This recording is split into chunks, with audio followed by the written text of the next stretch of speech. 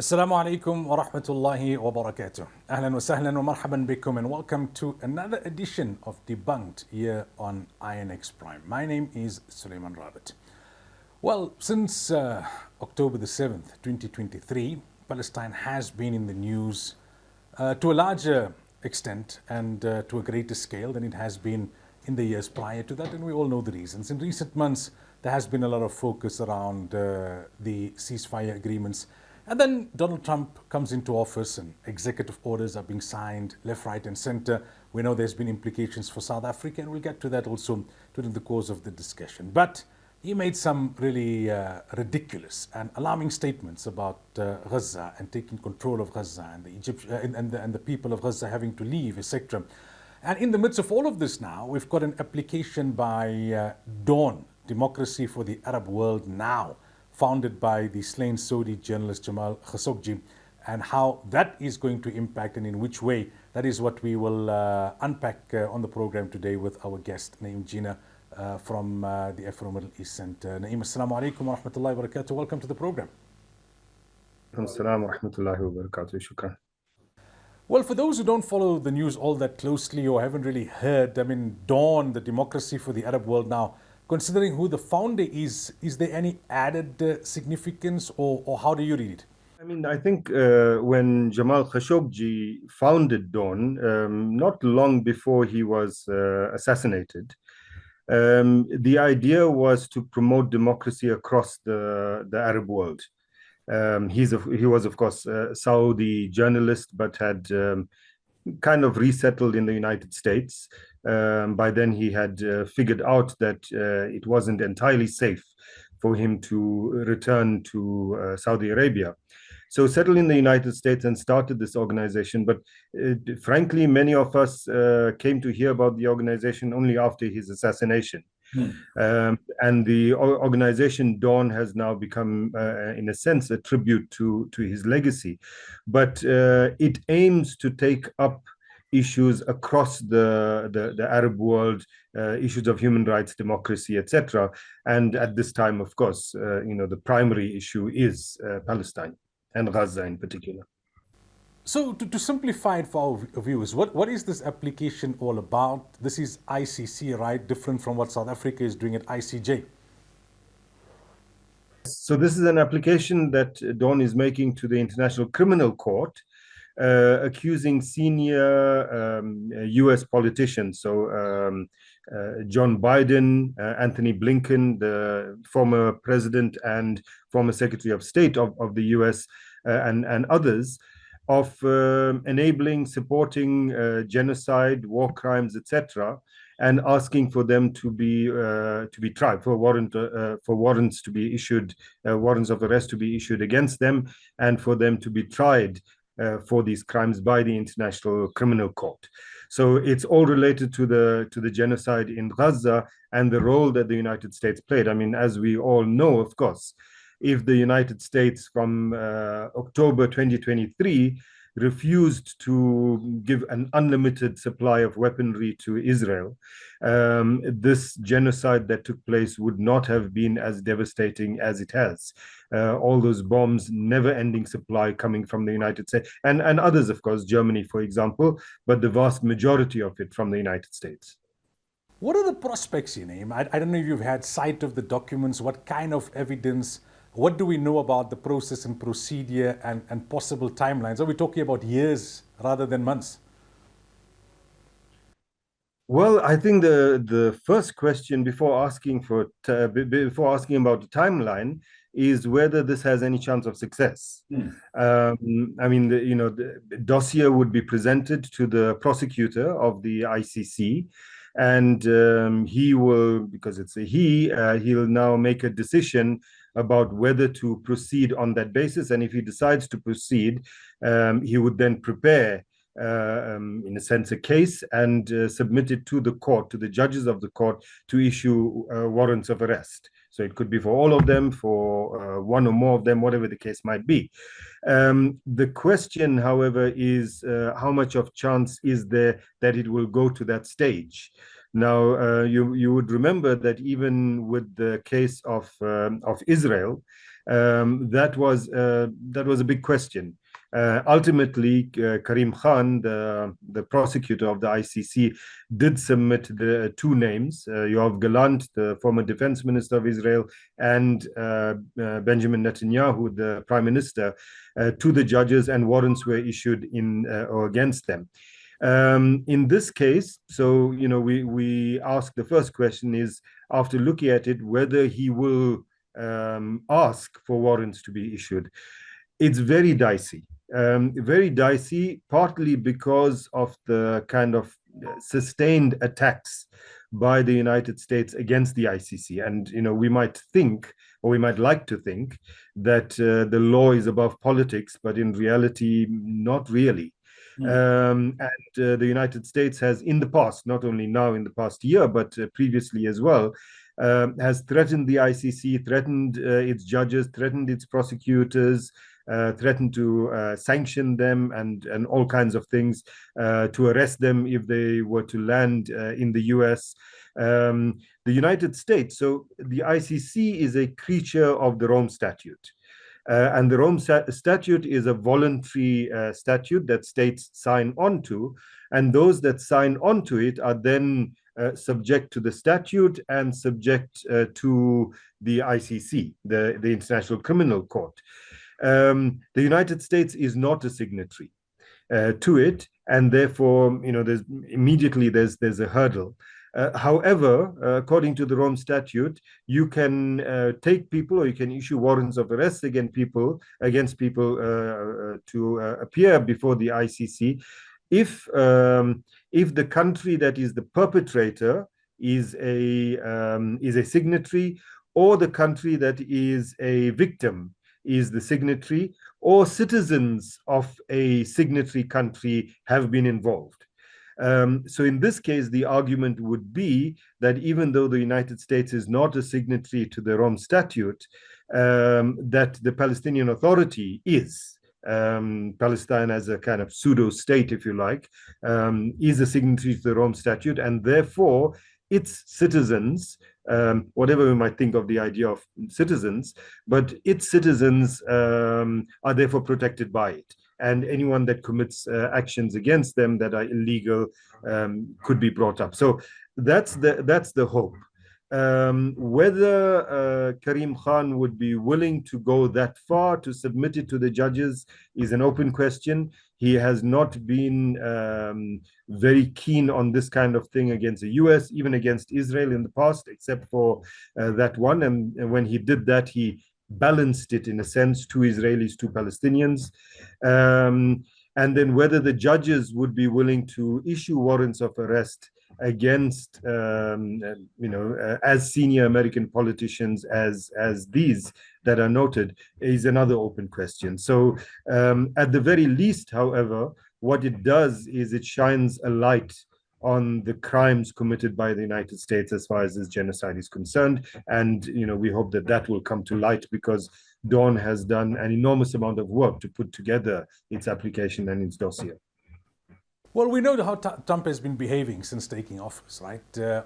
So although he's got his own issues with the likes of Blinken and Biden, but when it comes to the issue of Palestine, they're pretty much on the same page. How is he likely to react? Firstly, now towards Dawn, which is a United States-based NGO, and then perhaps against Karim Khan, if he indeed decides, to go ahead. The second question first, assuming that Khan does decide to go ahead, and let's assume that the judges actually issue these warrants, I think we can put aside Trump's criticisms, rivalry, etc., with these Democrat Party politicians. He will see this as an attack against the United States, which in a sense it would be. And he would be afraid that the similar thing could happen to someone like him. So he's not going to be handing any Americans over. I think that, judging from his sunnah, from his tradition, he will probably, if this does happen, he will probably take very strong action apply sanctions on the individuals, the individual judges, the prosecutorial team, etc. Issue warrants of arrests against them, perhaps, and in general make their lives very difficult in terms of them being able to travel, etc. So I think that we can expect that would happen if the process went that far. As far as Dawn is concerned, I don't think we have to wait for the process to go that far. The fact that they've done this already, and there are a number of NGOs, civil society organizations in general in the United States that are being clamped down on because of their pro-Palestinian positions, pro-Muslim positions, etc. Many of those that are being attacked already by the US justice system have not done something as audacious as Dawn has just done. And yet they've been clamped down on. So I think we can expect that the lives of people in Dawn will likely become quite difficult in the near future. Clearly, they anticipated this and they knew what would happen. But the United States of today is one that is very unfriendly towards Arabs, even unfriendlier towards Muslims, and most unfriendly towards Palestinians.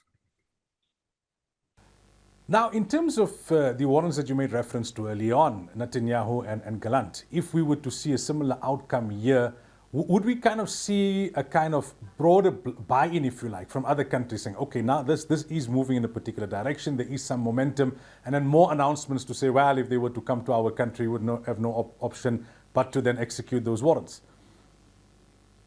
Highly unlikely.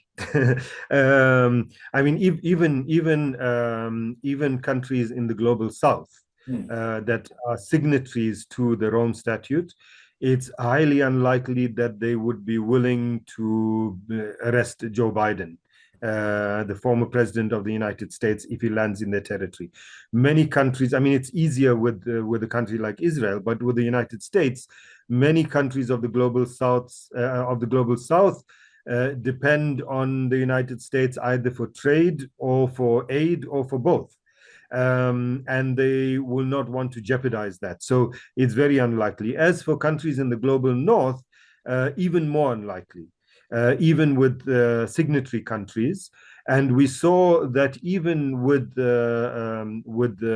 Netanyahu and Gallant, who are from a country that actually takes more from Europe, for example, than it gives. Many European countries have said that if Netanyahu were to visit, they would not arrest him, even though they might be signatories to the Rome Statute. So with the likes of Biden and Blinken, I think that's as I say, highly unlikely that it would have any real effect. Either in the United States against them or outside the United States. That brings then to the fore the issue about South Africa, right? We know what has happened since Trump has taken office in terms of these executive orders. I was watching a couple of days ago an interview that Ambassador Ibrahim Rasool did with Mahdi Hassan, and he was quite clear in suggesting that his viewpoint is that all these other issues about expropriation of land, etc., that's just the front. The real issue is foreign policy. Top on that list is the ICJ case, and then together with that, Ukraine and Russia and a basket of other things. Are we likely to see a South African government that would capitulate, considering that even bigger economies, like you've just mentioned, are not likely to do what is right under the circumstances simply because it's the US and it's trade and it's aid? South Africa's got their own internal issues here with regards to the inability to pass the budget and the like. As much as they took a very morally courageous stance and they have withstood the pressure thus far, is it likely to expect South Africa to continue to withstand this kind of economic pressure? Well, firstly, on the ICJ case, I don't think that there is any likelihood that South Africa is going to back down. South Africa took a very calculated risk, knew what to expect, went for it, and both at a governmental level, at a state level, at a country level, and also the individuals involved. I mean, at the time, people like Naledi Pondo, Zain Dango, the various lawyers, etc. They knew what they were getting into. Even though we now have a new minister, there's commitment to continue with the ICJ case. Also, that the ICJ case has been hugely important for South Africa in terms of diplomatic capital. Sure, Israel has been very upset, and the United States has been upset, but there are many, many more countries that have, and I'm talking about governments, that look towards South Africa as having taken a very brave stand. Many countries that have signed on to the South African case. South Africa can't now back down. All of that goodwill and all of that reputational increase would lose. So that's not going to happen. But on the issue of the economy, we need to be very careful. There's this kind of partly fear-mongering and partly miscalculation about what exactly would be the effect on South Africa's economy. So we do know that the United States is the second largest trading partner of South Africa, the first being China, of course, which means that it's extremely important. What are the important? So two things that come up. One is American aid to South Africa, and secondly is AGOA, South Africa's membership of the African Growth and Opportunities Act. As far as the aid issue is concerned, now let's be clear. When Trump signed that executive order stopping aid to South Africa, it was in a sense redundant, because before that he had already virtually shut down USAID, and that wasn't going to come. But nevertheless, the US aid to South Africa is mainly, not only, there are a number of NGOs that have received funds, continue to receive funds until recently from USAID. But the bulk of that funding has been through PEPFAR, the HIV/AIDS program of the United States. Now, in South Africa, the HIV/AIDS program, 80% of that program is funded by the South African government. Around 10% of it, or just under 10% of it, by the Global Fund. And so 10, 12, 15% of it comes from PEPFAR, from the United States. And almost all of that goes to NGOs. So yes, there's 10,000 workers of NGOs that suddenly had no income anymore when that stopped as a result of USAID's operations being shut down. But the South African government is able to, if it has to, step in. It's not in some countries PEPFAR funds the entire HIV/AIDS program. In South Africa, it's not that huge. So the aid issue, and the aid doesn't go to government. So the aid issue is not as big a thing as it is often made out to be. Secondly, on AGOA, it's interesting that the AGOA issue, and there's studies done on this as recently as 2023, the most recent study that was published on this. How do we quantify the effect of South Africa losing AGOA benefits? And basically, the conclusion of these studies is that the impact on South Africa's economy will be minuscule, something to the effect of 0.06%, right? And in fact, these same studies conclude that it's possible that the impact for the United States will be greater than it would be for South Africa. Why? The US is not dependent on South Africa's economy, but they import a lot of critical minerals from South Africa. And if AGOA were to fall away and they were not able to as easily get their hands on our critical minerals, that would have a serious impact on them.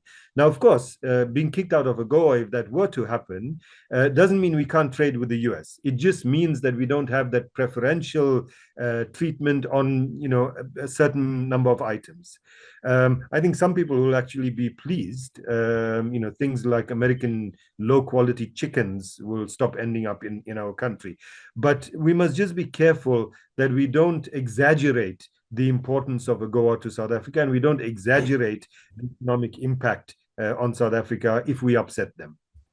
Do you agree with the assessment of Ambassador Ibrahim Rasool that the primary reason is South Africa's foreign policy, and primary in terms of its foreign policy, Palestine, whilst there may be other associated or secondary reasons? I'm not so sure. I'm not so sure. I mean, they did say that the second reason for this executive order was the ICJ case and South Africa's position on Israel in general. But if it wasn't for the Elon Musk factor and the fact that Trump's plays to a constituency that is very similar to the AfriForum Solidarity kind of constituency, would such an executive order be signed? And I'm not sure. I'm not convinced that that is the case. I think that Trump is less concerned about the ICJ thing, but this. So why is he so concerned about Boera in South Africa? Well, because he is what some people call the real president of the United States is one of those Boera. And